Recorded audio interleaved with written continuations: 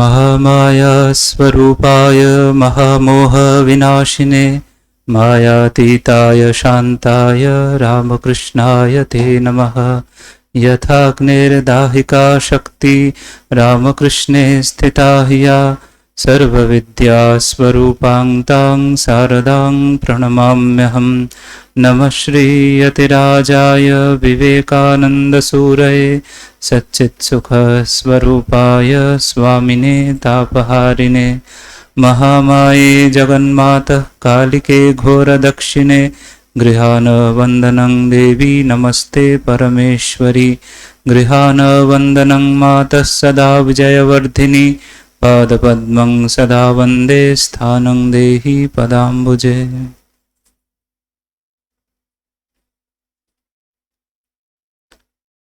भगवान श्री रामकृष्ण देव, श्री श्री माँ शारदा देवी, स्वामी विवेकानंद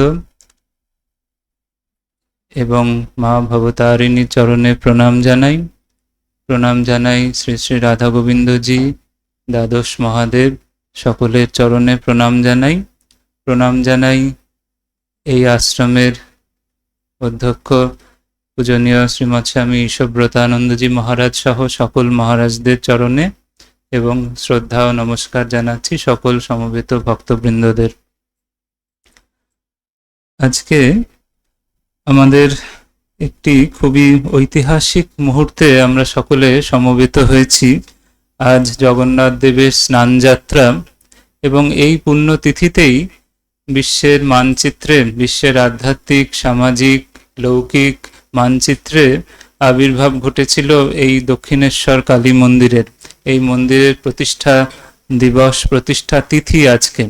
তো সেই জন্য আজকের দিনটি সমগ্র বিশ্বের কাছেই একটি বিশেষ দিন। শুধুমাত্র শ্রীরামকৃষ্ণ অনুরাগীদের কাছে নয়, সমগ্র বিশ্বের সকল মানুষের কাছেই এটি একটি বিশেষ তিথি, বিশেষ দিন, যেদিন এই দক্ষিণেশ্বর কালী মন্দির আত্মপ্রকাশ করেছিল বিশ্বের বুকে। এবং তার সাথে সাথেই এই যুগের যিনি যুগাবতার, সে ভগবান শ্রী রামকৃষ্ণ দেবেরও লীলার একটি প্রারম্ভ বলা যেতে পারে। কারণ মন্দির প্রতিষ্ঠার দিনই তিনি এখানে এসেছিলেন এবং সেই দিন থেকেই কিন্তু তার সাথে এই মহাতীর্থের একটি যোগাযোগ রয়েছে, যেটি তার নিজেরই পরবর্তীকালে তার নিজেরই লীলাভূমি হয়ে আত্মপ্রকাশ করবে। এই মহাধন্য এই তীর্থভূমি, তো এই দক্ষিণেশ্বরের মহাপুণ্যভূমিতে বসে আজকের এই স্নানযাত্রার পুণ্যতিথিতে কিছু আমরা স্মরণ মনন করার চেষ্টা করছি। আজকে আমাদের বিষয় শ্রীরামকৃষ্ণের দক্ষিণেশ্বর, সাধকের সাধন জীবনের অনুপ্রেরণা। এই প্রসঙ্গে আমরা যদি একটু এগোই তাহলে দেখব যে এই শ্রীরামকৃষ্ণের দক্ষিণেশ্বর, শ্রীরামকৃষ্ণ স্থূল শরীরে এই দক্ষিণেশ্বরের পুণ্যভূমিতে প্রায় 30 বছর থেকেছেন। 1855 সালে যখন মন্দির প্রতিষ্ঠা হয়, সেখান থেকে প্রায় 1885 সাল অবধি ঠাকুর এখানে তার স্থূল শরীরে অবস্থান করেছিলেন এবং পরবর্তীকালেও অনেকে ঠাকুরের দর্শন পেয়েছেন এই ভূমিতে। অর্থাৎ শ্রীরামকৃষ্ণ দক্ষিণেশ্বরের সাথে সদা সর্বদা সম্পৃক্ত। শ্রীরামকৃষ্ণেরই দক্ষিণেশ্বর, দক্ষিণেশ্বরেরই শ্রীরামকৃষ্ণ। তাই দক্ষিণেশ্বর বলতেই আমাদের শ্রীরামকৃষ্ণের কথা মনে পড়ে এবং শ্রীরামকৃষ্ণ বললেই দক্ষিণেশ্বরের কথা মনে পড়ে। তো সেই জন্য দুটি যেন সমার্থক, যেন একটি আধার আর একটি আধেয়, যে সেরকম ভাবে। তো এটি দিব্য লীলাস্থল ভগবানের। তো আমাদের এখানে আমরা শুরুতেই দেখছি, যদি একটু দেখি যে শ্রীমদ্ ভাগবতমে নন্দ উদ্ধবকে বলছেন যে স্মরতাং কৃষ্ণবীর্যানি লীলাপাঙ্গ নিরীক্ষিতম হসিতং ভাষিতঞ্চাঙ্গ সর্বান শিথিলা ক্রিয়াহ সরিচ্ছৈল বনোদ্দেশান মুকুন্দ পদশোভিতান আক্রীড়ান ঈক্ষমানানাং মনোয়াতি তদাত্মতাম। বলছেন যে হে উদ্ধব, শ্রীকৃষ্ণের কথা, তার লীলা, হাসি, সম্ভাষণ সব স্মরণ করলে আমাদের কাজে শৈথিল্য আসে।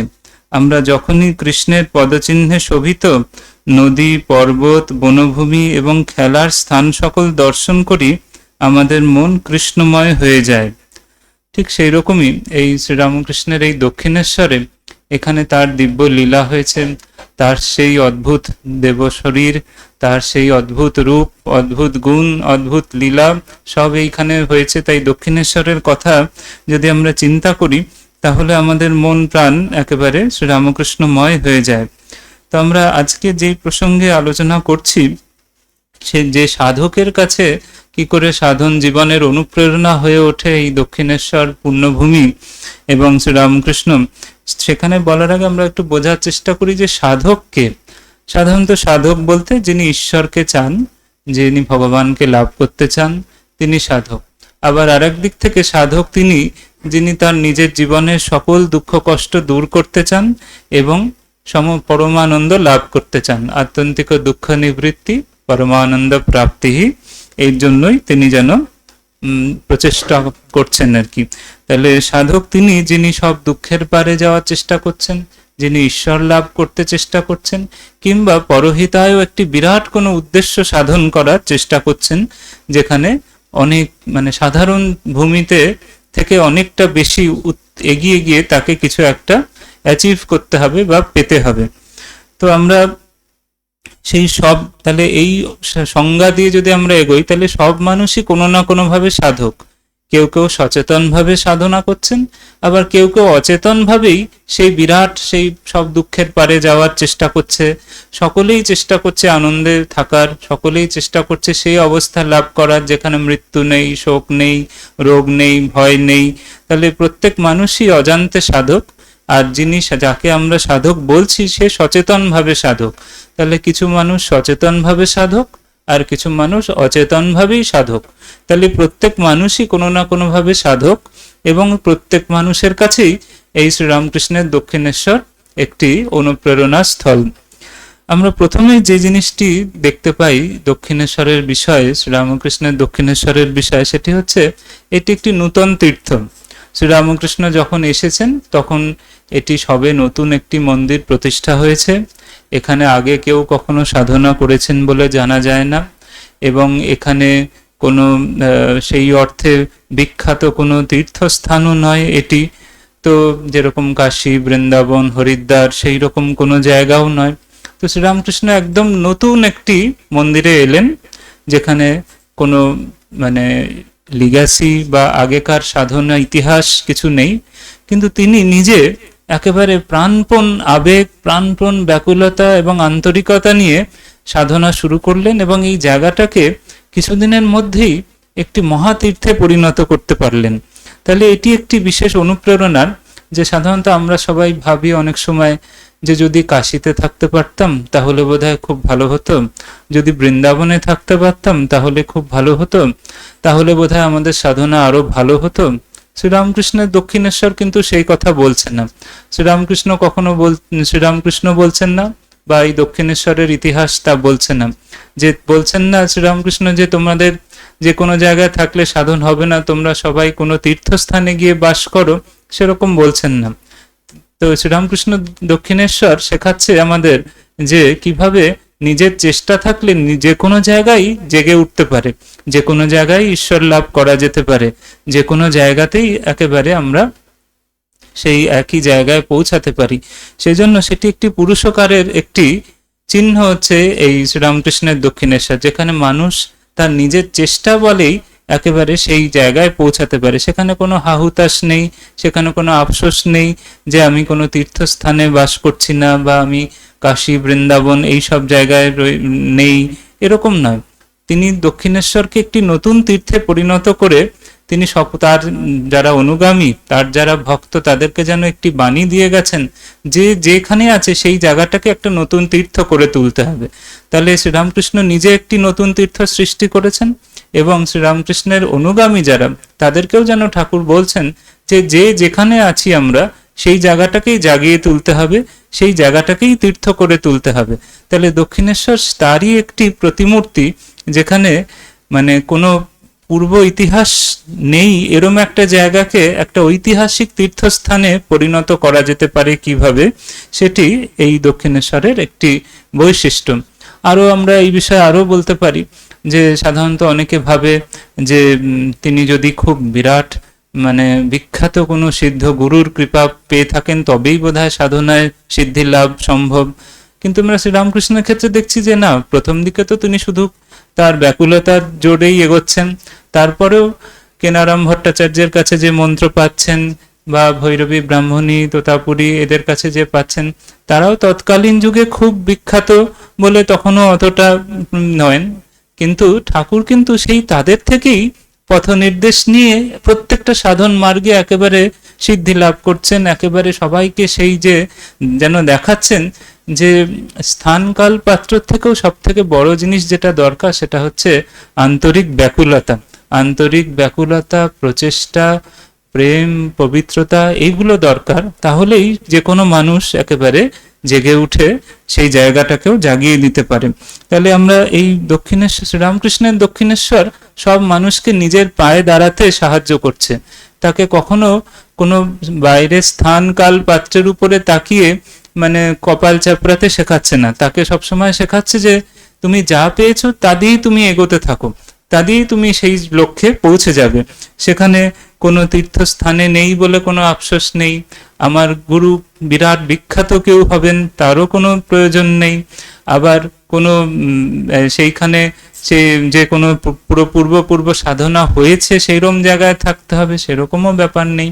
তাহলে স্বামীজি যেরকম বলছেন যে নিজের পায়ে দাঁড়ানো, তার প্রথম প্রতিমূর্তি হচ্ছেন শ্রীরামকৃষ্ণ। আত্মবিশ্বাস, আত্মশ্রদ্ধা এবং তার সাথে সাথে ভগবানের উপর বিশ্বাস, মহামায়ার উপরে বিশ্বাস। তো সেই যে পূর্ণ শরণাগতি এবং ব্যাকুলতা দুটো একসাথে নিয়ে কিভাবে যে কোনো মানুষ সিদ্ধ হতে পারে তার জন্য যেন ঠাকুর একটি বাণী রেখে গেছেন।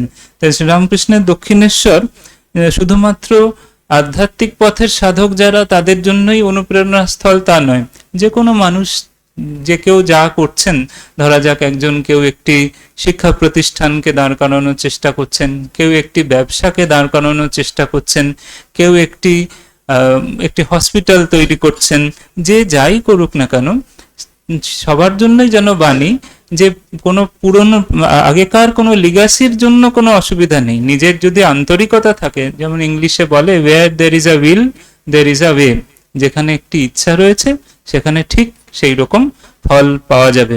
ইচ্ছাটা খুব জোরালো থাকতে হবে, ইচ্ছাটাকে জোরালো করতে হবে, সেইখানে যেন কোনো আমাদের ভেজাল না থাকে, সেটা যেন নির্ভেজাল শক্তিশালী একটি ইচ্ছা হয়। তাহলে সেই ইচ্ছা শক্তির বলে যে কোনো জায়গা, যে কোনো স্থানই এরকম ভাবে জেগে উঠতে পারে। সেই শিক্ষা প্রতিষ্ঠান, সেই হসপিটাল, সেই ব্যবসা, সেই যে কর্মক্ষেত্রে রয়েছে সকলের কাছে কিন্তু শ্রীরামকৃষ্ণের দক্ষিণেশ্বর সব রকম সাধকের জন্যই কিন্তু একটি অনুপ্রেরণা স্থল।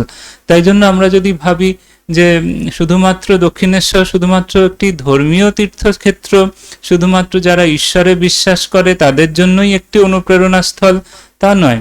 আজকের যুগে নানা রকমের মানুষ রয়েছে, কিন্তু সকলেই কিন্তু দক্ষিণেশ্বর থেকে নিজের জীবনের চলার পথে, নিজের লক্ষ্য পূরণের পথে কোনো না কোনো অনুপ্রেরণা পেতে পারে। তাহলে এটি একটি শ্রীরামকৃষ্ণের দক্ষিণেশ্বর কি এইভাবে একটি অনুপ্রেরণা যোগাচ্ছে বহু মানুষকে। আরেকটি যেটি অনুপ্রেরণা যোগাচ্ছে সেটি হচ্ছে সাধকের ক্ষেত্রে, এটি হচ্ছে যে সাধারণত এতদিন পর্যন্ত যত রকম সাধনা হয়েছে সেখানে কালে একটি গোঁড়ামি তৈরি হয়ে যায়, একটি একদেশদর্শিতা তৈরি হয়ে যায়। মনে হয় যে আমার পথটাই একমাত্র ঠিক এবং অন্যান্য পথ ঠিক তো নয়ই, বরং সেগুলি অনিষ্টকারী, ক্ষতিকারক। এইভাবে একটি মত আরেকটি মতের সাথে দেশাদেশি রয়েছে, একটা বিদ্বেষ রয়েছে। কিন্তু শ্রীরামকৃষ্ণ যে দক্ষিণেশ্বরে যে ভাব তৈরি করলেন সেটি সর্বভাবের মিলন ক্ষেত্র। ঠাকুর নিজেই বলেছেন যে সমন্বয় করেছে সেই লোক, অর্থাৎ আমরা দেখতে পাচ্ছি যে শ্রীরামকৃষ্ণ এই দক্ষিণেশ্বরে শাক্ত, বৈষ্ণব, বেদান্ত, ইসলাম, খ্রিস্টানিটি সব রকম সাধনা নিজে করেছেন। তাই জন্য এটি একটি বিশেষ ধরনের তীর্থক্ষেত্র, যেটিকে আমরা শুধুমাত্র একটি শাক্ত ক্ষেত্র বলতে পারবো না, শুধুমাত্র একটি বৈষ্ণব সাধন ক্ষেত্র বলতে পারবো না। তাই জন্য সেখানে সব ভাবের সাধনা হয়েছে। এই রকম সাধনার ক্ষেত্র বা এই রকম সিদ্ধভূমি আমরা বোধহয় আর কোনো দ্বিতীয় দৃষ্টান্ত পাই না যেখানে এত রকমের সাধনা এক জায়গায় হয়েছে। তো সেই জন্য সেটি একটি বিশেষ একটি অনুপ্রেরণা স্থল সাধকদের কাছে, যে কিভাবে এরকম একটি সাধন ভূমি সিদ্ধ পীঠ তৈরি করা যায় যেখানে কোনো বিদ্বেষ নেই, যেখানে সব ভাবের মানুষ আসছেন বহু, এবং ঠাকুর বলছেন তার নিজের যখন যেরকম ভাব হতো সেই রকম সব সাধুরা আসতো, সেই রকম সব ভাবের লোকজন আসতো। তাই ঠাকুর যেন একটি দুহাত খুলে একেবারে সকলকে আহ্বান করছেন যে বহু মতের পথের লোক এসে দক্ষিণেশ্বরে আসছেন, ঠাকুর তাদের সাথে আলাপচারিতা করছেন, সাধন তাদের থেকে অনুপ্রেরণা নিয়ে সাধন করছেন, নানা ভাবের লোক আসছেন। কখনো আমরা দেখতে পাচ্ছি ভৈরবী ব্রাহ্মণী আসছেন, কখনো দেখছি জটাধারী রামায়ত সাধু আসছেন, কখনো গোবিন্দ রায় ইসলাম সাধনার জন্য আসছেন, কখনো তোতাপুরী বেদান্ত সাধনা করার জন্য আসছেন। তাই জন্য এইরকম একটি শ্রীরামকৃষ্ণের দক্ষিণেশ্বর সাধককে বলছেন যে এইরকম একটি জায়গা তৈরি করা সম্ভব যেখানে আমি আমার মতে সাধন করলেও অন্য মতকে বিদ্বেষ না করেও এগোতে পারি, আবার আমি একসাথে অনেক ভাবের সাধন করতে পারি। তাহলে এই যে একটি নতুন ধরনের তীর্থ তৈরি হলো যেখানে কোনো বিদ্বেষ নেই, সেই ধারা অবলম্বন করেই পরবর্তীকালে যখন যে শ্রীরামকৃষ্ণ ভাব আন্দোলন তৈরি হলো ঠাকুরের থেকে স্বামীজি এবং ঠাকুরের পার্ষদদের মাধ্যমে, সেই সব জায়গায় আমরা এই যে বিশ্বজনীনতা দেখতে পাই। সেই জন্য যেখানেই শ্রীরামকৃষ্ণের মন্দির রয়েছে সেটাকে সাধারণত একটি বিশ্বজনীন মন্দির বলা হয়, একটি ইউনিভার্সাল প্রেয়ার হল, ইউনিভার্সাল টেম্পল এরকম বলা হয়, কারণ সেখানে সব ধর্মের অবতারদের জন্মতিথি পালন হয়, সব দেবদেবীর পূজা হয়, সব রকম, মানে এটি কিন্তু বিরল। আজকের দিনেও আমরা দেখতে পাই যে মতে মতে প্রচুর বিদ্বেষ রয়েছে, সবসময় এক বিন্দু প্রেমের কথা তো অনেকটাই বিদ্বেষের কথা, পরমত বিদ্বেষ। কিন্তু ঠাকুর কিন্তু একটি নতুন যুগ সৃষ্টি করেছেন, তিনি যুগপুরুষ, যুগান্ত সৃষ্টি করেছেন এই দক্ষিণেশ্বরের মাটিতে, যেখানে তিনি বহু রকমের সাধনা একসাথে করেছেন। এবং তার যে সাধনার পরম্পরা, তার কাছে ধরা যাক আজকের দিনে একজন শাক্ত সাধক তিনি শ্রীরামকৃষ্ণের দক্ষিণেশ্বরের দিকে যদি মনোনিবেশ করেন, তিনি বুঝতে পারবেন যে সবকিছু নানা রকম শাক্ত সাধনা ক্রিয়ার মূল হচ্ছে মা এবং ছেলে, এই সম্পর্ক, মায়ের উপরে যে সম্পূর্ণ নির্ভরতা, সেটি হচ্ছে শাক্ত সাধনার মূল একটি সম্বল। আবার একজন বৈষ্ণব সাধক যিনি, তিনি এসে দেখতে পাবেন যে অহেতুকী পবিত্র প্রেমই ভগবানকে পাওয়ার একমাত্র উপায়। আবার যিনি ইসলাম সাধন করছেন বা ক্রিশ্চিয়ানিটি সাধন করছেন, তারাও দেখবেন যে সেই সাধনার মূল কিন্তু শুধু মত পথ নয়, সেখানে অনুভূতি কিন্তু সাধনার প্রাণ। সেই জন্য আমরা দেখতে পাই যে যখন ক্রিশ্চিয়ানিটি সাধন করছেন তখন যিশুর দর্শন হচ্ছে, ইসলাম সাধন করছেন যখন, তখন হযরত মুহাম্মদের দর্শন হচ্ছে, এবং আল্লাহর সগুণ ব্রহ্ম যে আল্লাহর স্বরূপে ঠাকুরের সমাধি হয়ে যাচ্ছে।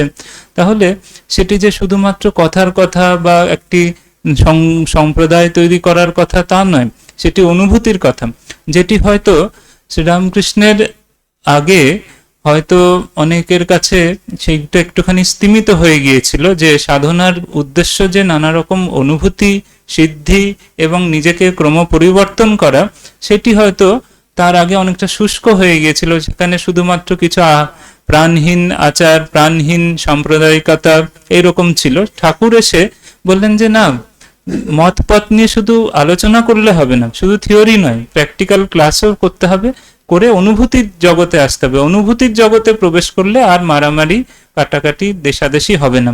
যখন আমরা অনুভূতির দিক থেকে সরে গিয়ে শুধু থিওরির দিকে চলে যাই, তখন সেখানে এরকম বিদ্বেষের সম্ভাবনা দেখা যায়। আবার যদি আমরা চলে আসি যে সাধকদের কাছে কি ধরনের অনুপ্রেরণা এই শ্রীরামকৃষ্ণের দক্ষিণেশ্বর, সেখানে আমরা দেখব যে ঠাকুরের যে সাধন পরম যে বিবরণগুলো রয়েছে, তার মধ্যে কয়েকটি বৈশিষ্ট্য রয়েছে।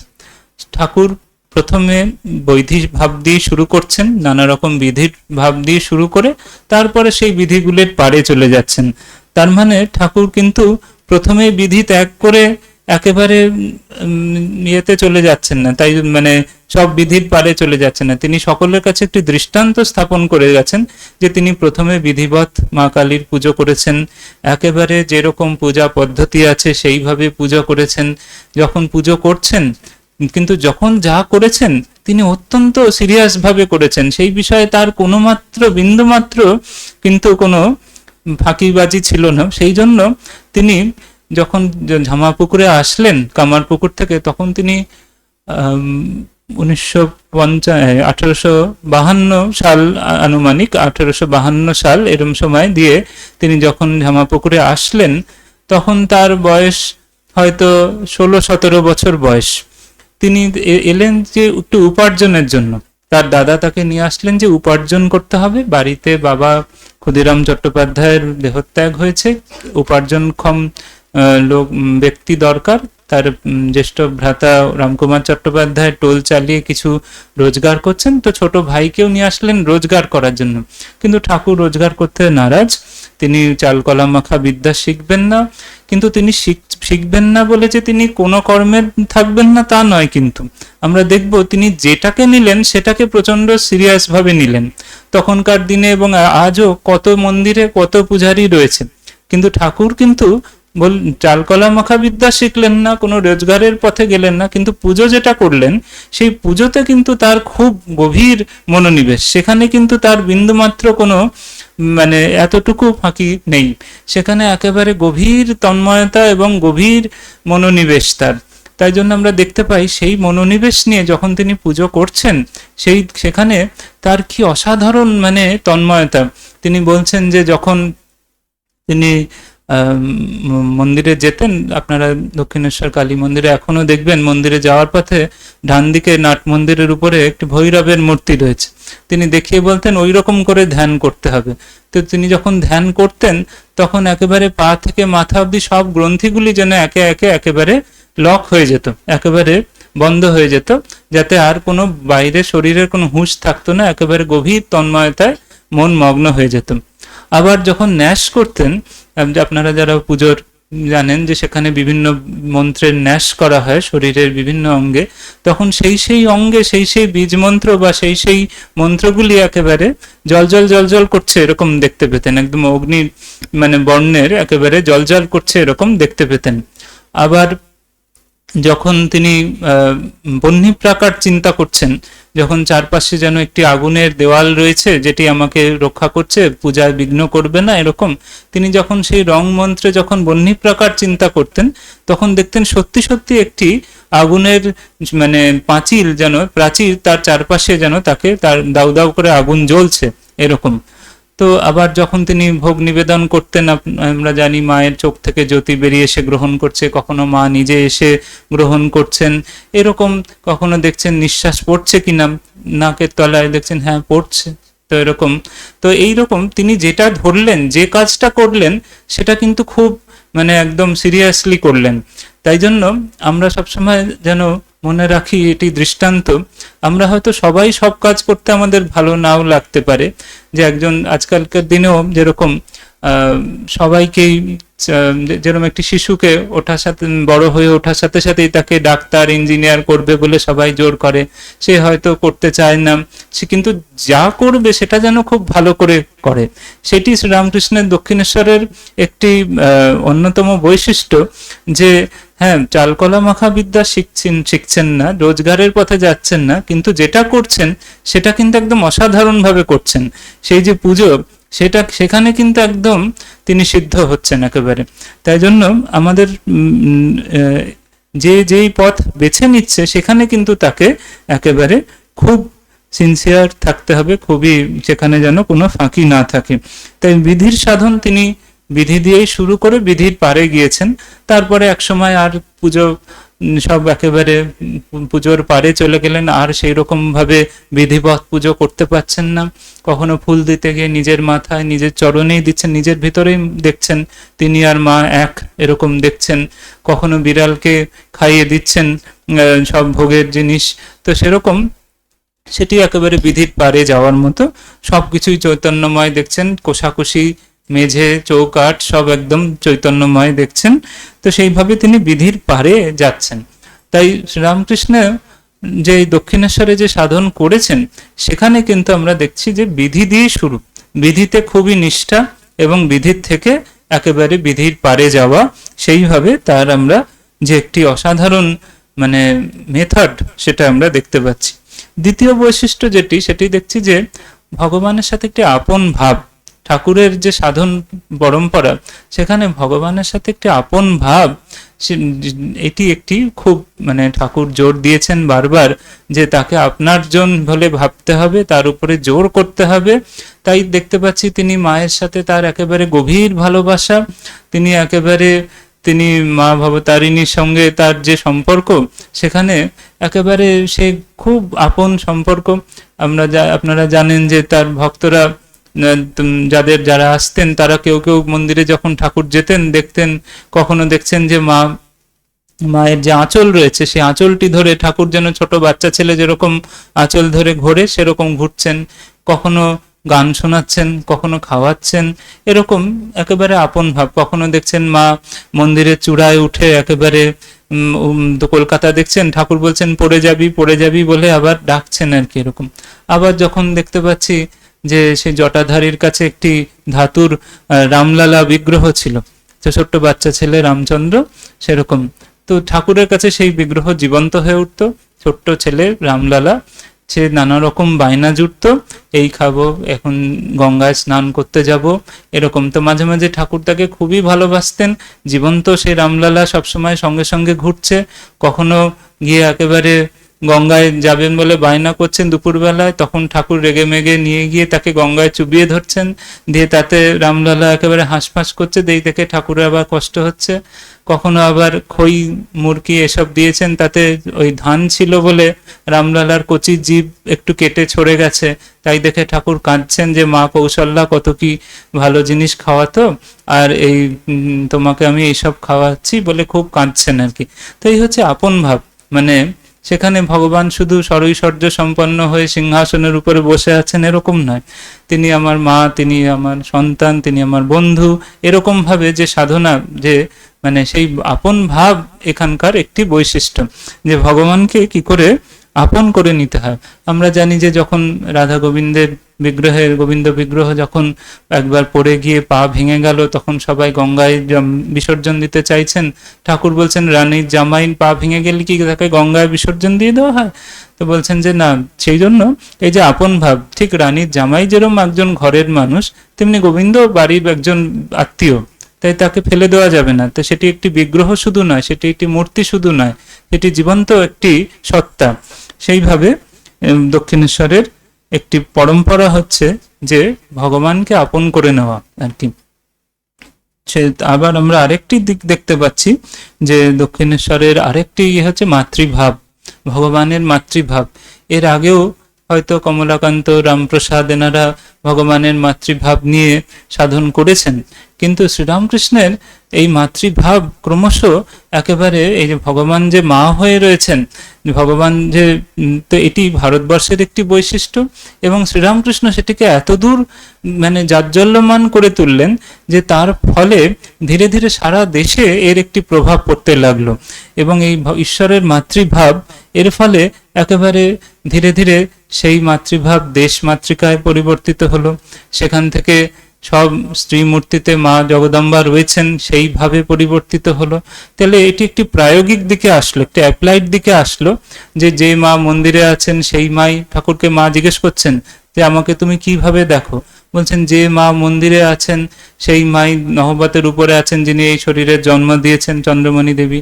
আবার সেই মাই এখন আমার পদসেবা করছেন, তোমাকে সাক্ষাৎ মা আনন্দময়ী বলেই দেখি। তাহলে এই যে একটি দর্শন, যে শুধুমাত্র মন্দিরের জগন্মাতাই যে মা শুধু তা নয়, তিনি ঠাকুর তাকে নিজের জননীর মধ্যে দেখছেন, নিজ পত্নীর মধ্যে দেখছেন, সকলের মধ্যে দেখছেন। এমনকি তো সমাজে যারা তথাকথিত পতিত বলে যাদেরকে একদম কর্নার করে রাখা হয়, তাদের মধ্যেও ঠাকুর একেবারে দিব্যভাবে সেই জগন্মাতাকেই দেখছেন। কখনো কলকাতায় যাচ্ছেন কিংবা এখানেই পঞ্চবটিতেই কখনো দেখছেন যে সেই রকম কোনো রমণী যাচ্ছেন, ঠাকুরের দপ করে সীতার উদ্দীপন হয়ে যাচ্ছে, কি বলছেন যে মা তুই এখানে এই রূপে রয়েছিস। তাই তিনি দেখছেন যে মাই সব স্ত্রী মূর্তিতে বিরাজ করছেন, সেই জগন্মাতাই সবার মধ্যে রয়েছেন। আবার কখনো তো এটি একটি এই মাতৃভাব খুব শুদ্ধ ভাব, এটি ঠাকুর বারবার বলেছেন আর কি। তো এই মাতৃভাব, পবিত্রতা এবং এই যে দেশের জাগরণ, এটি কিন্তু দক্ষিণেশ্বরের মাটির একটি বিশেষ অবদান। আরেকটি হচ্ছে যে ঈশ্বর যে রয়েছেন এটি সব সাধকের কাছে একটি অনুপ্রেরণা জুগিয়েছে শ্রীরামকৃষ্ণের দক্ষিণেশ্বর। তার আগে ক্রমশ খ্রিস্টান, ব্রাহ্ম এসব ভাবের ফলে ঈশ্বর নেই, বা ঈশ্বর ভারতীয় ভাবে ঈশ্বর যেভাবে সাকার ভাবে ভাবা হয় সেটি সত্য নয়, এবং ঈশ্বর নেই বলেও অনেকে তখন ইয়াং বেঙ্গল মুভমেন্ট, ডেরোজিও এরা সবাই করছেন। তো তখন এই যে ঈশ্বর আছেন, ঈশ্বর সাকার, নিরাকার, সগুণ, নির্গুণ, এই সব ভাবই যে সত্য সেটি এখানে প্রমাণিত হয়েছে। তাই পরবর্তী সাধকদের কাছে এটি একটি অনুপ্রেরণা যে হ্যাঁ, ঠাকুর তো এই সব রূপ দর্শন করেছেন, ঠাকুর সগুণ নির্গুণ দুভাবেই ঈশ্বরের আস্বাদন করেছেন, ঠাকুর তো এখানে কালী, কৃষ্ণ, শিব, নানা দেবদেবী দর্শন করেছেন, যিশু পর্যন্ত, চৈতন্য পর্যন্ত সব রূপ দর্শন করেছেন। তাহলে সাধকের কাছে একটি অনুপ্রেরণা যে হ্যাঁ, ভগবান আছেন, তাকে নানা রূপে দর্শন করা যায়, সগুণ নির্গুণ নানাভাবে তাকে পাওয়া যায়। এটি যেন একজন কেউ করলে আরেকজন একটি ভরসা পায় যে হ্যাঁ তাহলে আছে। এই নয় যে আজ থেকে 10,000 বছর, 5,000 বছর আগে শুধু বেদের ঋষিরা দেখেছিল, তারপরে আর কেউ দেখেনি, তা নয়। তাই ঠাকুর নিজে এসে করে দেখালেন। শুধু তাই নয়, এই দক্ষিণেশ্বরে শ্রীরামকৃষ্ণ, শ্রী শ্রী মা, স্বামীজি, ঠাকুরের অন্যান্য শিষ্যরা সকলেই নিজের জীবনে নানা রকম আধ্যাত্মিক উপলব্ধি দিয়ে বারবার প্রমাণ করে গেছেন যে হ্যাঁ, ঈশ্বর আছেন, ঈশ্বরকে নানাভাবে দেখা যায় এবং নানাভাবে আস্বাদন করা যায়, সগুণ নির্গুণ দুভাবেই, যে তিনি ব্যক্তি আবার তিনি নৈর্ব্যক্তিক সবভাবেই। তাই আমরা ঠাকুরের মধ্যে এসব দেখতে পাই। তাহলে সত্য যে বহুমুখী সেটি দক্ষিণেশ্বর বারবার বলছে, যে সত্য একমুখী নয়। শুধু তিনি সাকার, তিনি নিরাকার নন এরকমও নয়, তিনি শুধু নিরাকার সাকার নন এরকমও নয়, তিনি শুধু সগুণ নির্গুণ নন এরকম নয়, তিনি শুধু নির্গুণ সগুণ নন এরকম নয়, তিনি একসাথে যে এত রূপে এত ভাবে প্রকাশিত হতে পারেন সেটি দক্ষিণেশ্বরের শ্রীরামকৃষ্ণ দেখিয়েছেন, যে কিভাবে সত্য বহুমুখী, সত্য কখনো একমুখী নয়, এক একজনের কাছে এক এক ভাবের কাছে এক এক ভাবে তিনি আত্মপ্রকাশ করছে সেই চরম সত্য। কারোর কাছে সগুণ ঈশ্বর রূপে, কারোর কাছে নির্গুণ ব্রহ্ম রূপে, কারোর কাছে কালী রূপে, কারোর কাছে কৃষ্ণ রূপে, নানাভাবে সেটি প্রকাশিত হচ্ছে। আরেকটি বিশেষ এই শ্রীরামকৃষ্ণের দক্ষিণেশ্বরে সাধকদের কাছে একটি বিশেষ নতুন দিক যেটি খুলে দিয়েছে, সেটি হচ্ছে ঠাকুর যে বলছেন যে চোখ বুঝলে তিনি আছেন আর চোখ চাইলে তিনি নেই। তাহলে তার মানে চোখ বুঝে হৃদয়ের মধ্যে সেই সব কিছুর অতীত যে ঈশ্বর, সেই তাকে যেরকম দর্শন করা যাচ্ছে ধ্যানের মধ্যে কিংবা মন্দিরে বিগ্রহের মধ্যে, ঠিক সেরকম চোখ খুলে যা যা দেখা যাচ্ছে সবকিছু ঈশ্বর। যত্র যত্র নেত্র পরে তত্র তত্র কৃষ্ণ স্ফুরে, সবই ভগবান, সব ভগবান নিজেই সব হয়ে রয়েছেন, এই বিশ্ব ব্রহ্মাণ্ড তারই বিশ্বরূপ। তো এইটি শ্রীরামকৃষ্ণের যে ভাবমুখ অবস্থা, তার ফলে এটি একটি নতুন একটি প্রায়োগিক দিক পেল। সেটি হচ্ছে এই দক্ষিণেশ্বরেই কিন্তু প্রথম তিনি বললেন শিবজ্ঞানে জীবসেবা। তার অর্থাৎ শুধুমাত্র মন্দিরে পূজা নয়, তার সাথে সাথে নররূপে নারায়ণের সেবা পূজা, সেটিও একটি নতুন সাধনা সাধকদের কাছে, যেটি একটি হয়তো সমস্যা ছিল এতদিন, যে তারা কিছুক্ষণ মন্দিরে ধ্যান জপ করতে পারছে, কিছুক্ষণ তারা নির্জনে গিয়ে ঈশ্বর চিন্তা করতে পারছে, কিন্তু বাকি সময় কি করবে? বাকি সময় তার চারপাশে কত রকম লোকজন রয়েছে, বাকি সময় তার আত্মীয় স্বজন রয়েছে, বা তাদের সাথে সে কিভাবে ইন্টারাক্ট করবে? তাদের দিকে তো সে চোখ বুঝে থাকবে না। তাহলে চোখ চেয়ে তাহলে তাদেরকেও ঈশ্বর বোধে সেবা করতে হবে, যে সবাই ভগবানেরই মূর্তি, নানা রূপে ভগবানই সব রূপে রয়েছেন। সেটি ঠাকুরের একটি বিশেষ একটি নতুন এমফাসিস, যে শিবজ্ঞানে জীবসেবা। তাহলে এই শিবজ্ঞানে জীবসেবা শ্রীরামকৃষ্ণের কথা, সেটি স্বামীজি পরবর্তীকালে একেবারে বিশ্ব মাঝে ছড়িয়ে দিয়েছেন এই বিরাট সেবা যোগের মাধ্যমে। তাহলে এই যে মানুষে ঈশ্বর বোধ, এটি কিন্তু একটি নতুন দিক। যেরকম আমরা দেখতে পাচ্ছি আরেকটি বৈশিষ্ট্য এখানকার, সেটি হচ্ছে যে স্বামীজি বলেছেন যে ভারতের পতনের পিছনে দুটি মূল কারণ রয়েছে। একটি হচ্ছে নারী জাতির অবমাননা, আর একটি হচ্ছে পদদলিত সাধারণ মানুষের, নিচু নিচু জাতের মানুষের উপরে অত্যাচার। তো বলেছেন শূদ্র এবং নারী, এদের উপরে অত্যাচারের ফলেই মানে এই ভারতের পতন হয়েছে, এবং ঠাকুরের আবির্ভাব হয়েছে এই জন্যই, উইমেন অ্যান্ড মাসেস, এদের বিশেষ উদ্ধার করার জন্যই আর কি, এদের বিশেষ মহিমান্বিত করার জন্যই শ্রীরামকৃষ্ণ অবতার হয়েছেন আর কি। তো ভগবান নিজে এখানে তার নিজের জীবনে এই সাধন করে দেখিয়েছেন যে কি দৃষ্টিতে দেখতে হবে। আমরা এর আগেই আলোচনা করছিলাম সেই বিষয়ে, যে তিনি ষোড়শী পুজো করলেন এখানে। এটি খুব বিরল একটি দৃষ্টান্ত, যেখানে এতদিন পর্যন্ত ভারতবর্ষে পতি পরমেশ্বর রূপে বহু মানুষ, বহু মানে সতী স্ত্রী তারা স্বামীকে পূজা করে গেছে, কিন্তু এইরকম ভাবে নিজ পত্নীকে সাক্ষাৎ জগদম্বা জ্ঞানে পূজা, সেটি একটি বিশেষ নতুন যুগ সৃষ্টি করেছেন আর কি, যেখানে গভীর শ্রদ্ধা, গভীর ভক্তি, গভীর একটি মাতৃভাবের দ্যোতক। তাহলে নারী জাতির উত্থানের পেছনে এখানে একদিকে আমরা দেখতে পাচ্ছি শ্রী শ্রী মা সারদা দেবীকে ষোড়শী পুজো করছেন, আবার আরেকদিকে আমরা দেখতে পাচ্ছি যে গৌরী মা যিনি এখানে রয়েছেন, এই দক্ষিণেশ্বরেরই ঘটনা, সেখানেই ঠাকুর একদিন এসে বলছেন যে আমি জল ফেলছি, তুই কাদা চটকা। তখন গৌরী মা বলছেন এখানে তো কাঁকড় রয়েছেন। তখন ঠাকুর বলছেন যে না, তুই বুঝতে পারিসনি আমি কি বলছি।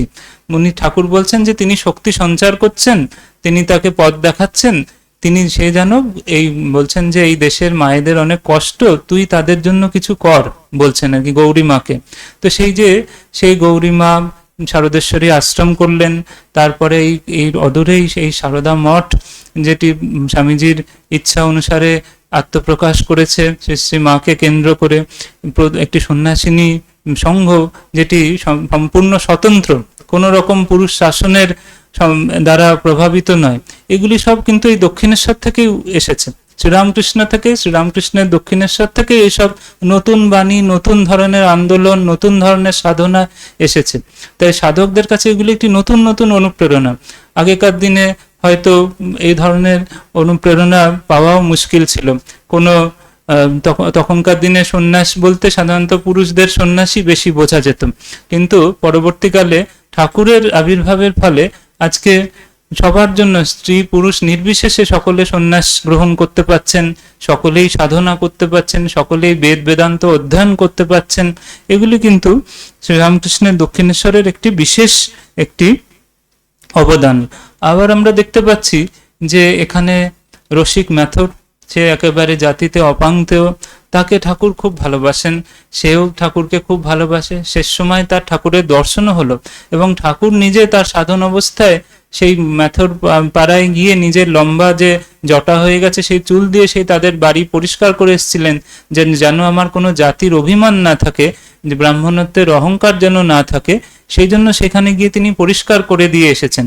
তাহলে আমরা দেখতে পাচ্ছি যে তিনি কিভাবে এখানে একটি সাধনার একটি মানে সাধকদের সব অহংকার চূর্ণ করে কি করে ভগবানকে পেতে হয় সেটি অনুপ্রেরণা জুগিয়েছেন। যেন একদিকে অনুপ্রেরণা, আর একদিকে যেন সেই শ্রীকৃষ্ণ যেরকম পাঞ্চজন্য শঙ্খ বাজিয়ে সকলের ঘুম ভাঙাচ্ছেন, অর্জুনের ঘুম ভাঙাচ্ছেন, মোহনিদ্রা দূর করছেন, সেরকম ভাবে শ্রীরামকৃষ্ণ যেন এইভাবে দেখাচ্ছেন যে কিভাবে সব অহংকারকে চূর্ণ করলে তবে ভগবানকে পাওয়া যায়। আবার আরেকদিকে আমরা দেখতে পাচ্ছি যে যুব সমাজ, তারা এইখানে এসে একটি নতুন ভাবে গঠিত হচ্ছে। তখনকার দিনে কলকাতায় নানাভাবে যুব সমাজ গঠিত হচ্ছিল। একদিকে ডেরোজিও একভাবে গঠন করছেন, ব্রাহ্ম সমাজ একভাবে গঠন করছেন, কিন্তু শ্রীরামকৃষ্ণ তাদেরকে একটা অদ্ভুত নতুন ছাঁচে গঠন করছেন এই দক্ষিণেশ্বরে। এখানেই তিনি শেখাচ্ছেন যে এই যে ছোটবেলাটা, এই যে যুবক অবস্থায় কি করে সেটি একেবারে ঈশ্বরে সমর্পণ করা যায়, কিভাবে শুদ্ধ পবিত্র থেকে ঈশ্বর লাভ করে তবে কেউ চাইলে সংসার করতে পারে, কেউ চাইলে সন্ন্যাসী হতে পারে। সেইভাবে তিনি একদল যুবক, যাদের মধ্যে একদিকে তার সন্ন্যাসী পার্ষদরা, পরবর্তী সন্ন্যাসী পার্ষদরা রয়েছেন, স্বামীজি, রাজা মহারাজ থেকে শুরু করে সবাই, আবার আরেকদিকে পরবর্তীকালের অন্যান্য গৃহী ভক্তরাও রয়েছেন। তাই তিনি সেই যুবকদেরকে একটি সংগঠিত করছেন। তাই শ্রীরামকৃষ্ণ, স্বামীজিকে আমরা যুব নেতা হিসেবে জানি, কিন্তু শ্রীরামকৃষ্ণ কিন্তু একজন প্রথম যুব সংগঠক, যিনি যুবক দলকে একটি ঠিক দিকে তৈরি করে পুরো একটা ওয়ার্ল্ড মিশন তৈরি করলেন। ভারতবর্ষের প্রথম একটি মাল্টিন্যাশনাল একটি অর্গানাইজেশন তৈরি করলেন একদল যুবকদের নিয়ে। সেটি কিন্তু এই দক্ষিণেশ্বর থেকেই হয়েছে। তাই যারা দেশের জন্য কাজ করতে চায়, যারা যুবকদের নিয়ে কাজ করতে চায়, তার সেই সব সাধকদের কাছেও কিন্তু এই শ্রীরামকৃষ্ণের দক্ষিণেশ্বর একটি অনুপ্রেরণা স্থল। তাই জন্য আমরা প্রথমেই বলেছি যে শ্রীরামকৃষ্ণের দক্ষিণেশ্বর শুধুমাত্র কিছু সেই অর্থে যেইভাবে আমরা সাধক ভাবি শুধু তা নয়, প্রত্যেক মানুষ, প্রত্যেক স্ফিয়ারের, সব বলয়ের মানুষের কাছেই কিন্তু তা একটি অনুপ্রেরণা স্থল হয়ে উঠতে পারে। আবার স্বাধীনতা সংগ্রাম যখন হলো তখনও কিন্তু এটি একটি অনুপ্রেরণা স্থল। কারণ কি, ভারতের ভাগ্যচক্র এই দক্ষিণেশ্বর থেকে কিন্তু মোড় ফিরে গেল। কারণ শ্রীরামকৃষ্ণ যখন এখানে দাঁড়িয়ে সব রকম সাধনা করে একটি শক্তির সমুদ্র হয়ে উঠলেন এবং প্রমাণ করলেন যে ভারতের সব রকম আধ্যাত্মিক সাধনা সত্য এবং সেগুলি সবই সম্ভব, শুধু তিনি নিজের জীবনে নয়, তার শিষ্যদের জীবনেও সেগুলিকে সম্ভব করে দেখালেন। তখন থেকে ভারতবর্ষের আত্মবিশ্বাস ফিরে আসলো এবং সে বুঝলো যে না, এতদিন যে সাহেবরা বা অন্যান্য সকলে বলে আসছে, যে সাহেবরা বা সাহেব ভাবান্বিত ভারতীয়রা যেভাবে বলে আসছে যে না, ভারতীয় সব ভাব ভুল, এগুলো অপ্রয়োজনীয়, এগুলির দরকার নেই, এগুলো মিথ্যা, সেই সব ভুলগুলোকে সত্য বলে প্রমাণ করেছেন শ্রীরামকৃষ্ণ এবং তার শিষ্যবৃন্দ এই দক্ষিণেশ্বরের মাটিতে। এবং তার সাথে সাথে ভারতের আত্মবিশ্বাস ফিরে আসলো সেখান থেকে। তাই জন্য দক্ষিণেশ্বর হচ্ছে ভারতের জাগরণের প্রথম প্রাণ কেন্দ্র এবং তার প্রাণ পুরুষ হচ্ছেন শ্রীরামকৃষ্ণ। সেই জন্য পরবর্তীকালে আমরা দেখতে পাই যে শ্রী অরবিন্দ তার বাড়িতে যখন রেড হচ্ছে, তখন সাহেবরা সেখানে, যে পুলিশরা রেড করে দেখছে একটা কৌটোর মধ্যে কিছু মাটির মতো রয়েছে, তো ভাবছে বারুদ টারুদ কিছু বোম টোম আছে বোধহয়। তখন তিনিও একটু হাসছেন যে হ্যাঁ, বোমই বটে, ওটা আসলে দক্ষিণেশ্বরের মাটি ছিল। দক্ষিণেশ্বরের মাটি শ্রী অরবিন্দ তার বাড়িতে কিছুটা রেখেছিলেন আর কি। তো সেটি যে সত্যিকারের বারুদ এবং তাতে যে এরকম ভারত জেগে উঠেছে, তাহলে এখানে এই যে মহাশক্তি স্বরূপিণী মা কালী রয়েছেন এবং সেই মহাশক্তিধর শ্রীরামকৃষ্ণ রয়েছেন এবং তার শক্তিশালী সব যে সৈন্যবাহিনী, সেই যে স্বামী বিবেকানন্দ প্রমুখ তার শিষ্যবৃন্দ, তারা কিন্তু পুরো ভারতটাকে নতুনভাবে আবার তার ভাগ্যচক্র অন্যদিকে ঘুরিয়ে দিলেন। এবং সেই সব ভারত সাধক যারা, স্বাধীনতার সাধক যারা ছিলেন, তাদের কাছেও আজও একটি অনুপ্রেরণা স্থল আমাদের সকলের কাছে। কারণ ভারতের স্বাধীনতা তো এখনো সম্পূর্ণ হয়নি, নানাভাবে আমরা এখনো পাশ্চাত্য ভাব এবং নানা রকম ভাবের বৈদেশিক ভাবের আমরা এখনো গোলাম হয়ে রয়েছি। তাই আজও সেই পথের জন্য, সেই ভারতীয় ভাবে সম্পূর্ণ আত্মবিশ্বাস আনার জন্য আজও সব মানুষের কাছে, যারা দেশের জন্য কাজ করতে চায়, যারা ভারত সাধক, যারা বিশ্বের শান্তি সাধক, তাদের সকলের কাছে দক্ষিণেশ্বর একটি অনুপ্রেরণা স্থল। আরেকটি বিষয় আমরা দেখতে পাই যে এই কালী উপাসনা, যেটি শ্রীরামকৃষ্ণের এখানে, তিনি নিজে তার বংশে রঘুবীর তার কুলদেবতা, কিন্তু তার জীবনের সব রকম সাধনা করলেও একটি কালীর প্রাধান্য বা একটি জগন্মাতার প্রাধান্য যে দেখতে পাচ্ছি, সেটিরও একটি বিশেষ দিক রয়েছে। যে এই কালী পূজার একটি মূল অংশ হচ্ছে বলিদান। তো এতদিন সব সাধকরা ছাগ মেষ এসব বলি দিয়ে নানা রকম সাধনা করে পূজা করে আসছেন, কিন্তু শ্রীরামকৃষ্ণ এখানে এসে তিনি তার নিজের জীবনটাই একেবারে বলিদান দিয়ে দেখালেন। সেই শুরু হলো একটি বলিদানের পর্ব, যেখানে তিনি বহু নিজের জীবন একেবারে উৎসর্গ করলেন। শুধুমাত্র নির্বিকল্প সমাধির সময় আমিত্ব মুছে দিয়ে সেটি তো আছেই, কিন্তু পরবর্তীকালে সব গ্রীষ্মের পাপ তাপ নিয়ে তিনি নিজে গলায় ক্যান্সার রোগ ধারণ করলেন, সেই রোগ জ্বালা সইলেন, নিজের জীবন আত্মাহুতি দিলেন। তারপর স্বামী বিবেকানন্দ সকলের জন্য কাজ করতে করতে জীবন আত্মাহুতি দিলেন মাত্র 39 বছর বয়সে। শ্রী শ্রী মা সারদা দেবী সকলের সব পাপ তাপ নিজের শরীরে নিয়ে অনেক অশেষ যন্ত্রণা সহ্য করেও বলছেন যে ঠাকুর কি শুধু রসগোল্লা খেতে এসেছিলেন, ঠাকুর জগতের কল্যাণের জন্য এসেছিলেন।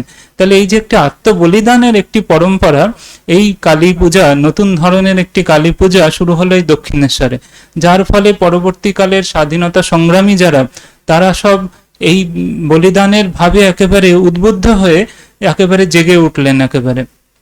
তো সেইখানে আমরা দেখতে পাচ্ছি তাদের কাছে সব কালীর ছবি রয়েছে, স্বামীজির বই রয়েছে, এরকম ভাবে রয়েছে। তো আজকের দিনেও আমরা দেখতে পাচ্ছি যে শ্রীরামকৃষ্ণ, মা কালী সকলকে যেন একটি বলিদানের জন্য আহ্বান করছেন, যে শুধু সুখে নিজের ভোগ, নিজের স্বার্থ, নিজের জিনিস নিয়ে মগ্ন থাকলে চলবে না, একেবারে নিজের জীবন আত্মাহুতি দেওয়ার জন্য যেন শ্রীরামকৃষ্ণের দক্ষিণেশ্বর সবাইকে আহ্বান করছেন। আরেকটি বিষয় আমরা যদি আমরা শ্রীরামকৃষ্ণের দক্ষিণেশ্বর বলছি, কিন্তু এই দক্ষিণেশ্বর শ্রী শ্রী মা সারদা দেবীরও দক্ষিণেশ্বর, তারও সাধন ভূমি, তারও অসাধারণ সাধন ক্ষেত্র এটি, এবং স্বামী বিবেকানন্দেরও এটি একটি সাধন ভূমি। তো সেজন্য সেইখান থেকে কি শক্তি জেগে উঠছে, কি সিদ্ধি জেগে উঠছে, যার ফলে বহু মানুষ একেবারে প্রাণ পাচ্ছে, উদ্ধার হচ্ছে। আমরা জানি যে ঠাকুর, মা, স্বামীজি স্বয়ং ভগবান, তাদের নিজের জন্য সাধনা না করলেও কোনো অসুবিধা ছিল না, কিন্তু ঠাকুর বলছেন যে ভগবতীও শিবের জন্য অনেক তপস্যা করেছিল। তারপরে অন্যান্য এত সব তপস্যা কেন? কারণ তপস্যা করলে একটি ব্রহ্মকুণ্ডলিনী জেগে উঠেছে। ঠাকুরের পার্ষদরা বলেছেন যে ঠাকুর এত তপস্যা করেছেন বলে মাস কনসাসনেস, এই ব্রহ্মকুণ্ডলিনী জেগে উঠেছে। তাই বহু মানুষের খুব সহজে মুক্তি হবে এই যুগে, শ্রীরামকৃষ্ণের যুগে, শ্রীরামকৃষ্ণের চরণাশ্রয়ে যারা এসছে, খুব সহজে মুক্তি হবে। কারণ কি? কারণ স্বয়ং ভগবান, ভগবতী তারা নিজেরা এইখানে এই দক্ষিণেশ্বরের পুণ্যভূমিতে অশেষ উগ্র তপস্যা করেছেন। মা কি তপস্যা করেছেন? সেখানে সে একেবারে রাত 3টের সময় উঠে ওই স্নান করে ওই নহবতের ছোট্ট ঘরে সে বিন্দুবাসিনী হয়ে রয়েছেন একেবারে। তার সেখানে শৌচাদির ব্যবস্থা কিছু নেই, একেবারে উগ্র তপস্যা, কেউ তাকে খোঁজও নেয় না, তিনি একা সকলের জন্য পরিশ্রম করছেন। সেই কারণ সব ভক্তদের জন্য রান্না করছেন, ঠাকুরের জন্য রান্না করছেন, সেখানেই তার পুজোর ঘর, সেখানেই মহিলা ভক্তরা আসলে থাকছে নহবতে, অর্থাৎ সেটি তখনকার দিনে একটি গেস্ট হাউস বলা যেতে পারে। তো এইভাবে মানে সেই সব কিছুর মধ্যেও কিন্তু মা বলছেন দক্ষিণেশ্বরে যখন ছিলাম যেন হৃদয়ের মধ্যে আনন্দের পূর্ণ ঘট বসানো ছিল। এটি একটি সাধনা, নিষ্কাম কর্মযোগ, যে একেবারে শুধু ঠাকুরের সেবা করছি, ঠাকুরের ভক্তরা আমার সন্তান, এইভাবে যে তিনি প্রেমে, ভক্তিতে, ভালোবাসায় একেবারে বিহ্বল হয়ে যে এই নিষ্কাম কর্মযোগের সাধনা করেছেন, এটি তো আমাদের সকলের কাছেই, সব সাধকের কাছে, সব মানুষের কাছে চিরন্তন একটি অনুপ্রেরণা। কি করে কিছু না চেয়ে, না পেয়ে একেবারে আনন্দে থাকা যায়, কিছু কিভাবে চাওয়া পাওয়ার পারে গিয়ে সেবায় আর প্রেমে আত্মহারা হয়ে একটি জীবন কাটানো যায়, শ্রী শ্রী মা সারদা দেবী দক্ষিণেশ্বরে সেটি করে দেখিয়েছেন। তার ফলে তিনি এমন এক মহাশক্তি স্বরূপিণী হয়ে উঠলেন যে পরবর্তীকালে স্বামীজি থেকে শুরু করে সবাই তার বাক্য এক বাক্যে একেবারে দৈব আদেশ হিসেবে মেনেছেন। কোনো সেখানে ব্যত্যয় নেই, কোনো সেখানে প্রতিপ্রশ্ন নেই, কারোর কোনো প্রতিস্পর্ধাও নেই। তাহলে সেই জায়গায় পৌঁছালেন কি করে? কারণ ওই নিষ্কাম কর্মযোগ, সেই সেবা যোগ তিনি একেবারে উগ্রভাবে এত বছর এই দক্ষিণেশ্বরে করেছেন, তার ফলে তিনি সেই জায়গাটি অর্জন করেছেন। আবার স্বামীজির ক্ষেত্রে আমরা দেখতে পাচ্ছি যে একদিকে তিনি ঠাকুরের সাথে রীতিমতো এখানে দক্ষিণেশ্বরে তার সাথে তার একটি যেন যাচাই করে নেওয়ার একটি লড়াই, কিন্তু সেই লড়াইয়ের ফলেই কিন্তু তিনি আজকের মানুষের কাছে শ্রীরামকৃষ্ণ অনেক বেশি মানে গ্রহণযোগ্য হয়ে উঠেছেন। যদি সবাই শুধু মেনে নিত তাহলে এই সন্দিগ্ধ মনা আজকের দিনের মানুষ হয়তো ঠাকুরকে কতটা নিতে পারতো আমাদের বলা মুশকিল। স্বামীজি বা অন্যান্য পার্ষদরাও ঠাকুরকে বারবার পরীক্ষা করছেন, বারবার জিজ্ঞেস করছেন তার সাথে, এবং ঠাকুরের সাথে পছন্দ করতেন যে বাজিয়ে নিবি, বাঁচিয়ে নিবি, তবে বিশ্বাস করবি, সাধুকে দিনে দেখবি, রাতে দেখবি, তবে বিশ্বাস করবি। যোগানন্দজিকে বলেছিলেন, তিনিও যোগানন্দজিও ঠাকুরকে পরীক্ষা করেছিলেন।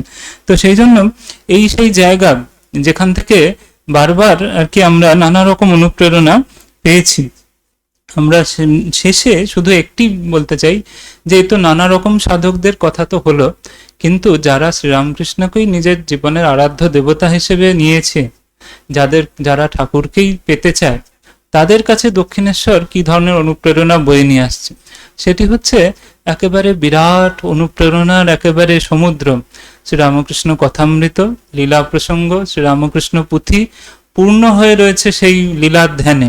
তার এক একটি চিত্রই যদি আমরা ধ্যান করতে পারি, তাহলেই যারা ঠাকুরকে ভালোবাসে, যারা ঠাকুরকে ভগবান বলে বিশ্বাস করে, যারা ঠাকুরকে পেতে চায়, তার দর্শন লাভ করতে চায়, তার প্রেমে পাগল হতে চায়, তার মধ্যে মগ্ন হতে চায়, তারা দক্ষিণেশ্বরের এক একটি দৃশ্যই যদি ধ্যান করে, তাহলেই মন প্রাণ ভরে যাবে। ধরা যাক সেই এরকমই এক সন্ধ্যাবেলায় মথুরবাবু কুঠির বাড়িতে বসে আছেন, আর সেই সামনের বারান্দায় ঠাকুর হাঁটছেন। হাঁটতে হাঁটতে মথুরবাবু অন্যমনস্ক হয়ে রয়েছেন, হঠাৎ দেখছেন যে ঠাকুর এদিক থেকে এদিকে যখন যাচ্ছেন দেখছেন মা কালী, আবার এদিক থেকে এদিকে যখন আসছেন দেখছেন মহাদেব। তো এরকম এক অঙ্গে শিব শক্তি বিরাজ করছে ঠাকুরের মধ্যে। ঠাকুরই শিব, ঠাকুরই শক্তি, সবকিছু। তো সেই সব দৃশ্যগুলো যদি আমরা কল্পনা করতে পারি, তো মাঝে মাঝে আমরা যেন শুধু সাক্ষী হয়ে সেই দৃশ্যগুলি যদি দেখতে পারি, যে সেই ঠাকুরের ঘর, ঠাকুর এইরকম সন্ধ্যা হয়েছে, তখনকার দিনে এরকম ইলেকট্রিক আলো নেই, প্রদীপের আলো জ্বলছে, ধূপ ধুনোর সুগন্ধ রয়েছে, পাশে গঙ্গা বয়ে যাচ্ছে, চারিদিকে এরকম গরমকালে সব বেল ফুল, জুঁই ফুল, রজনীগন্ধা, নানা রকম সুগন্ধি ফুল ফুটে রয়েছে। ঠাকুর সে আনন্দময় বিগ্রহ, একেবারে জ্যোতির্ময় মূর্তিতে ঠাকুর একদম বসে আছেন আনন্দে, আমরা দূর থেকে শুধু দেখছি। আবার কখনো কখনো হয়তো সেই লীলার মধ্যে প্রবেশও করা যেতে পারে, সেখানে হয়তো গান হচ্ছে, নাচ হচ্ছে, আমরাও সবাই পৌঁছে গেছি সেখানে। সেখানে সেই বিভোর হয়ে আনন্দে একেবারে সেই আনন্দ ঘন ঠাকুর নৃত্য করছেন, সেই চিন্তায় মম মানস হরি চিৎ ঘন নিরঞ্জন, কিংবা কখনো কি রঙ্গে থাকো মা শ্যামা সুধা তরঙ্গিনী, সেসব গান হচ্ছে, সবাই পৌঁছে গেছি, সেখানে নৃত্য হচ্ছে। করতে করতে হয়তো ঠাকুর গভীর সমাধিস্থ হয়ে ধীরে ধীরে বসে পড়েছেন সেই ছোট খাটটির উপরে। সেখানে তখন সবাই আবার শান্ত হয়ে স্থির হয়ে বসে একেবারে ঠাকুরের সেই সমাধিস্থ মূর্তি, সেই আত্মারাম মূর্তি, সেটি দেখছি আমরা। তো এরকম ভাবে কখনো কখনো দক্ষিণেশ্বরে ঘুরে আসা যায় মানসে। আমাদের প্রেমেশানন্দজি মহারাজও বলতেন, অনেক মহারাজরা মাস্টারমশাই বলেছেন যে তিনি কথামৃত লেখার সময় যে এক একটি চিত্র উপহার দিচ্ছেন, বলছেন যে এগুলি ভক্তরা সব ধ্যান করবে, এরকম দক্ষিণেশ্বরের এক একটি দিন সব ধ্যান করবে। তো সেরকম ভাবে সব মাস্টারমশাই একদিন দাঁড়িয়ে আছেন, দেখছেন ঠাকুর পঞ্চবটির দিক থেকে আসছেন, ঘন কালো মেঘ হয়ে রয়েছে আকাশে, এবং তখনকার দিনে দক্ষিণেশ্বর আরো নির্জন, একেবারে গভীর মানে জঙ্গল এই পাশটা পঞ্চবটির দিক, সেদিক থেকে ঠাকুর আসছেন আর পাশ দিয়ে গঙ্গা বয়ে যাচ্ছেন। তখন মানে মাস্টারমশাই মনে হচ্ছে যেন ভগবান শরীর ধারণ করে একেবারে এই গঙ্গা তট বিচরণ করে আসছেন। তো সেইভাবে সে অসাধারণ সব দৃশ্য, আমি শুধু শেষেই একটি দুটি দৃশ্য পরেই শেষ করার চেষ্টা করছি, যে সেখানে কিরকম সব অসাধারণ, অনেকে অনেক রকম ভাব বলছেন যে এই দক্ষিণেশ্বরেই যখন কেউ এসছে তখন তার মনে হচ্ছে এই চাতালের সব ইটগুলোর উপর দিয়ে ঠাকুর হেঁটে গেছেন, তার স্পর্শ রয়েছে সবকিছুর উপরে। মা এসেছেন, স্বামীজি রয়েছে থেকেছেন, ঠাকুরের সব পার্ষদরা এসেছেন, কত বড় বড় সাধক সিদ্ধ পুরুষরা এসেছেন। তাই যদি আমরা সেরকম মন তৈরি করে আসতে পারি, তাহলে এইসব দক্ষিণেশ্বর, বেলুড় মঠ, জয়রামবাটি, কামারপুকুর, এইসব তীর্থ দর্শন তখন সার্থক হবে। একবার এরকম দক্ষিণেশ্বরে সব ভক্তরা এসছে এবং সেখানে ঠাকুরকে ঘিরে ঘিরে একটি নৃত্য হচ্ছে। সুরধুনির তীরে হরি বলে কেরে, বুঝি প্রেমদাতা নিতাই এসেছে, ও তা নইলে প্রাণ জুড়াবে কিসেরে, নিতাই নইলে প্রাণ জুড়াবে কিসেরে। আর সবাই ঠাকুরকে ঘিরে ঘিরে একটি ধোঁয়া দিচ্ছে, ধুয়ো দিয়ে গান করছে যে ওই আমাদের প্রেমদাতা, ওই আমাদের প্রেমদাতা। তো এইভাবে ঠাকুরকে ঘিরে ঘিরে সে নৃত্য হচ্ছে, যে সুরধুনি তীরে হরি বলে কেরে, সুরধুনি গঙ্গা বয়ে যাচ্ছে, সেখানে এরকম ভাবে রয়েছে। আবার আমরা যদি দেখি একটি অসাধারণ সব দৃশ্য, মাস্টারমশাই নিজেই বলছেন, কালীবাড়ি আনন্দ নিকেতন হইয়াছে, রাধাকান্ত, ভবতারিণী ও মহাদেবের নিত্য পূজা, ভোগরাগাদি ও অতিথি সেবা, একদিকে ভাগীরথী বহুদূর পর্যন্ত পবিত্র দর্শন, আবার সৌরভাকুল সুন্দর নানা বর্ণ রঞ্জিত কুসুম বিশিষ্ট মনোহর পুষ্পোদ্যান, আনন্দময়ী নিত্য উৎসব, নহবত হইতে রাগ রাগিনী সর্বদা বাজিতেছে, ধন্য রানী রাসমণি, তোমারই সুকৃতি বলে এই সুন্দর দেবালয়ে প্রতিষ্ঠিত হইয়াছে। আবার এই সচল প্রতিমা এই মহাপুরুষকে লোকে আসিয়া দর্শন ও পূজা করিতে পাইতেছেন। তো বলছেন যে মানে ধন্য রাসমণি যে এরকম একটি জায়গা তৈরি হয়েছে। অদ্ভুতভাবে সমন্বয়ের মহাচার্য ঠাকুর এই আজকে একটি বৈষ্ণব তিথি, যে স্নানযাত্রা, জগন্নাথ দেবের স্নানযাত্রা, কিন্তু একটি কালী মন্দির প্রতিষ্ঠা হচ্ছে। তো শৈব শাক্ত বৈষ্ণব সব ভাবের মিলনভূমি।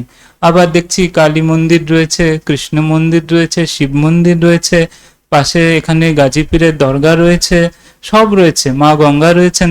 তো সব ভাব, সব দেবদেবী যেন আগে থেকেই সেই ভগবানের লীলাস্থল রচনা করে তৈরি হয়েছিল একেবারে, যে যাতে সেই মহাপ্রেম এত কোনো দেশাদেশি নেই সেরকম একটি জায়গা তৈরি হচ্ছে। তো এই যারা ঠাকুরকেই চায়, ঠাকুরকেই নিজের জীবনের আরাধ্য দেবতা হিসেবে নিয়েছে, তারা যদি সেই সব দৃশ্যগুলি ধ্যান করে তাহলেই মন প্রাণ বিভোর হয়ে যাবে এবং ঠাকুরের ভাবে একদম মগ্ন হয়ে যাবে। এক একটি দৃশ্য, যে যে দৃশ্য যার ভালো লাগে সেরকম কিছু নির্বাচন করে, কথামৃতে লীলা প্রসঙ্গে অনেক এরকম দৃশ্য রয়েছে। আবার আমরা দেখতে পাচ্ছি যে এরকম ঠাকুরের তখন আবার বিভিন্ন বয়স, তিনি প্রায় 19 বছর বয়স থেকে প্রায় 49 বছর বয়স অবধি ঠাকুর এখানে অবস্থান করেছিলেন স্থূল শরীরে। তো তার বিভিন্ন বয়সের নানা রকম রূপ, নানা রকম সব ঘটনা, নানা রকম, তার যখন প্রথম এসেছেন সেই তার মানে যখন সাধন অবস্থা, তার এমন দিব্য মূর্তি, দিব্য রূপ হয়েছে সাধন অবস্থায় যে জ্যোতি পড়ছে এবং তার ছায়া পর্যন্ত পড়ছে না। তার অসাধারণ রূপ তখন তখন তিনি সেটাকে চেপে দেওয়ার চেষ্টা করছেন, যে ঢুকে যা, বাইরে দিয়ে চাই না। তখন বলছেন ধীরে ধীরে বাইরেটা মলিন হয়ে গেল। কিন্তু সেই সব অবস্থাগুলো চিন্তা করলেই একেবারে মন প্রাণ বিভোর হয়ে যাবে। আবার স্বামীজি গান করছেন, ঠাকুর শুনছেন, সে গভীর একদম সেই কতদিনে হবে সে প্রেম সঞ্চার, সেসব গান হচ্ছে। মা দাঁড়িয়ে নহবতে শুনছেন, সেই যে দরমার বেড়া সেখানে ছোট ফুটো করে দাঁড়িয়ে শুনছেন, কীর্তন হচ্ছে, নৃত্য হচ্ছে, ওই দাঁড়িয়ে দাঁড়িয়ে দেখতে দেখতেই পায়ে বাতে ব্যথা হয়ে গেল আর কি, এরকম। তো সেই জন্য এইসব দৃশ্যগুলি যদি আমরা চিন্তা করি তখন যেন আরো গভীরভাবে আমরা আসল দক্ষিণেশ্বরের সন্ধান পাবো। যারা ঠাকুরকে চায় তাদের আর কিছু দরকার নেই। ঠাকুর বলছেন যারা অন্তরঙ্গ তাদের দুটি জিনিস জানলেই হলো, আমি কে, ওরা কে, আর ওদের সাথে আমার কি সম্পর্ক। তো ঠাকুর স্বয়ং ভগবান, আর আমরা তার ভক্ত, আমরা তাকে চাই, এটি তার সাথে আমাদের সম্পর্ক। যদি আমরা সেই প্রেমের সম্পর্কে যদি আমরা নিজেদেরকে একদম মিলিয়ে নিতে পারি, যদি তার এই রূপের ধ্যান, গুণের ধ্যান, লীলার ধ্যান এই দক্ষিণেশ্বরকে কেন্দ্র করে করতে পারি, তাহলেই আমাদের ঠিক ঠিক এই দক্ষিণেশ্বরে আশা সার্থক হবে। এবং মানে এই যে আমাদের পরম সৌভাগ্য যে এরকম মহাতীর্থ এই বঙ্গদেশে তৈরি হয়েছে, আমরা যখনই সুযোগ হয় আসার সুযোগ হয়, কিন্তু এর মর্ম বুঝতে হবে, না হলে সেটি আমাদের কাছে একটি বড় সুযোগ হারানোর মতো আর কি। তো সেই জন্য অদ্যপি মধুর লীলা করেন গোরা রায়, কোনো কোনো ভাগ্যবানে দেখিবারে পায়। যারা ভাগ্যবান তারা এখানে ঠাকুরের দর্শন আজও পায়, কতভাবেই হয়। আমরা জানি যে ঠাকুরের একজন সাধু তিনি অযোধ্যায় ছিলেন। তো সেই সময় ভগবান শ্রী রামচন্দ্র তাকে দর্শন দিয়ে বলছেন যে আমি আবার পূর্ব দেশে এসেছি, তুই গিয়ে আমায় দেখে আয়। তো সেই সাধু সেই অযোধ্যা থেকে ধীরে ধীরে ধীরে ধীরে আসছে, এসে যখন পৌঁছেছে নানা দিকে খোঁজ নিয়ে দক্ষিণেশ্বরে এসে শুনেছে যে এরকম অবতার পুরুষ সেখানে ছিলেন। তো এসেছেন, তখন রামলাল দাদা বলছে তুমি আর কয়েকদিন আগে আসলে, তো তিনি কিছুদিন আগেই দেহত্যাগ করেছেন। তো সেই শুনে খুবই মর্মাহত হয়েছেন তিনি পঞ্চবটিতে 3 দিন 3 রাত কোনো খাওয়া নেই, নাওয়া নেই, কিছু নেই, কাঁদছেন শুধু। তারপরে পরের দিন 3 দিনের পরে একজন দেখছে যে সেদিন সেই সাধু খুবই আনন্দিত। তো তখন জিজ্ঞেস করছে যে কি ব্যাপার, আজকে যে খুব খুশি। তখন বলছে যে কালকে তিনি দেখা দিয়েছিলেন, ঠাকুর দেখা দিয়েছেন, গঙ্গা থেকে উঠে এসে দেখা দিয়ে তাকে আবার একটি বাটিতে পায়েস নিয়ে এসে নিজে হাতে সে পায়েসও খাইয়েছিলেন। সেই বাটিটাও ছিল, রামলাল দাদা কিছুদিন যত্ন করেও রেখেছিলেন সেই বাটি। তো সেই জন্য কলিতে 3 দিন ভগবানের জন্য কাঁদলে ভগবানকে, ঠাকুরকে পাওয়া যায়, ভগবানকে পাওয়া যায়, তার প্রমাণও এখানে রয়েছে। তো সবভাবেই মানে সাধনার জন্য যখন, সেই জন্য বলা হয় যে নিত্য কথামৃত পাঠ, লীলা প্রসঙ্গ পাঠ এসব করলে যে ব্রহ্মজ্ঞান হবে, তার মানে এই মানে সেখানে সে এত অনুপ্রেরণা পাবে যে তার ব্রহ্মজ্ঞানের আর কিছু বাকি থাকবে না এবং তাকে অচিরেই ঈশ্বর লাভ করিয়ে ছাড়বে। আমরা একদম শেষে মহাপুরুষ মহারাজ দক্ষিণেশ্বর সম্পর্কে খুব সুন্দর কথা বলছেন যে একবার বেলুড় মঠ থেকে কিছুজন সাধুরা দক্ষিণেশ্বরে এসে আসবে, তো সেই সময়কার কথা একটি ছোট্ট অংশ পড়েই শেষ করছি। মহাপুরুষ মহারাজ স্বামী শিবানন্দজি ঠাকুরের পার্ষদ, জনৈক প্রবীণ সন্ন্যাসী তাহার সামনে আসতেই ওং নমঃ শিবায় জয় মা বলিয়া অভিবাদন করিতেছেন মহাপুরুষ মহারাজ। ক্রমে দক্ষিণেশ্বরের সম্বন্ধে কথা উঠিল। নবদীক্ষিত সন্ন্যাসী ও ব্রহ্মচারীগণ সকলেই আজ দক্ষিণেশ্বরে ভবতারিণীকে দর্শন করিতে যাইবেন এবং সমস্ত দিন তথায় ধ্যান ভজনাদিতে অতিবাহিত করিবেন। মন্দিরের পরিচালকগণ তথায় 30 জন সাধুর প্রসাদ পাইবার ব্যবস্থা করিয়াছেন। সব শুনিয়া মহারাজ খুব আনন্দিত হইয়া বলিতেছেন, দক্ষিণেশ্বর আমাদের ভূস্বর্গ, আমাদের কৈলাস বৈকুণ্ঠ। ও কি কম স্থান গা! পঞ্চবটী মহাসিদ্ধপীঠ, ওই পঞ্চবটিতে ঠাকুরের কত মহাভাব হয়েছিল। ঠাকুর 12 বৎসর ধরে কত বিভিন্ন ভাবে সাধনা ওই দক্ষিণেশ্বরে করেছিলেন। কত দিব্য দর্শন, কত দিব্য অনুভূতি ওখানে তার হয়েছিল, তার তুলনা হয় না। আর কোনো অবতার পুরুষের জীবনে এত কঠোর ও বিভিন্ন ভাবের সাধনা ও এত উচ্চ আধ্যাত্মিক অনুভূতির কথা ধর্ম ইতিহাসে দেখা যায় না। ঠাকুর বলতেন, এখানকার সব অনুভূতি বেদ বেদান্ত ছাড়িয়ে গেছে। তাই তো স্বামীজি ঠাকুরের সম্বন্ধে বলেছেন অবতার বরিষ্ঠায়। ঠাকুর বৃন্দাবনের রজ এনে পঞ্চবটিতে ছড়িয়েছিলেন। ঠাকুর বলেছিলেন আজ থেকে স্থান দক্ষিণে বৃন্দাবনের মতো পবিত্র হলো বলে সে বৃন্দাবনের রজ এনে ছড়িয়েছিলেন। দক্ষিণেশ্বরের প্রতি ধূলিকণা পবিত্র। স্বয়ং শ্রী ভগবানের পাদস্পর্শে দক্ষিণেশ্বর মহাতীর্থে পরিণত হয়েছে। অদ্বৈতবাদী কি দ্বৈতবাদী, শাক্ত কিংবা বৈষ্ণব, শৈব বা তান্ত্রিক, সকলের কাছেই দক্ষিণেশ্বর মহাপীঠ। যে যেভাবে সাধনা করছে ঠাকুরের জীবনী পড়লে, দক্ষিণেশ্বরের কথা পড়লে সে অনুপ্রেরণা পাবে। কারণ ঠাকুর সব ভাবে সাধনা করে ওখানে সিদ্ধি লাভ করেছিলেন। এবার ভগবানের মহাসাত্ত্বিক ভাবের বিকাশ। স্বয়ং আদ্যাশক্তি সমগ্র বিশ্বব্রহ্মাণ্ডের আধারভূতা সেই জগজ্জননী স্বয়ং ঠাকুরের দেহ আশ্রয় করে লীলা করেছেন। মানে ঠাকুর আর মা কালী একই, সে আদ্যাশক্তি মহামায়া, তিনি শ্রীরামকৃষ্ণ রূপ ধারণ করে এখানে লীলা করেছেন। ঠাকুরের অলৌকিক তপস্যায় ভূর্ভুবস্বা ইত্যাদি লোক সমুদায় পর্যন্ত উপকৃত হবে। বলছেন শুধু এই পৃথিবী নয়, সব 14 ভুবন ঠাকুরের এই দক্ষিণেশ্বরের যে সাধনা, যে লীলা হয়েছে তাতে ধন্য হয়ে যাবে। কি মহাশক্তির খেলা! বলিতে বলিতে মহাপুরুষজির সমগ্র মুখমণ্ডল প্রদীপ্ত হইয়া উঠিল এবং তিনি অধবদনে গম্ভীরভাবে বসিয়া রহিলেন। তো এইভাবে আমরা দেখতে পাচ্ছি যে অবতার পার্ষদরা কিভাবে এই দক্ষিণেশ্বরের মূল্যায়ন করেছেন। তাই আমাদের পরম সৌভাগ্য যে আমরা জীবনে এরকম মহাতীর্থে আসতে পেরেছি এবং সেখান থেকে নির্যাস নিয়ে প্রত্যেকে যে যেখানে রয়েছি সেখানেই একটি হৃদি দক্ষিণেশ্বর, হৃদি কামারপুকুর একটি তৈরি করতে হবে। হৃদি বৃন্দাবন যেরকম হয়, তাহলে হৃদয়ের মধ্যে সেরকম একটি দক্ষিণেশ্বর যদি আমরা তৈরি করতে পারি তাহলে আমরা ধন্য হয়ে যাব।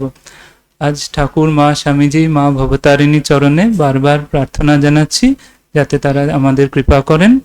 ওম শান্তি শান্তি শান্তি। শ্রী রামকৃষ্ণ অর্পণমস্তু।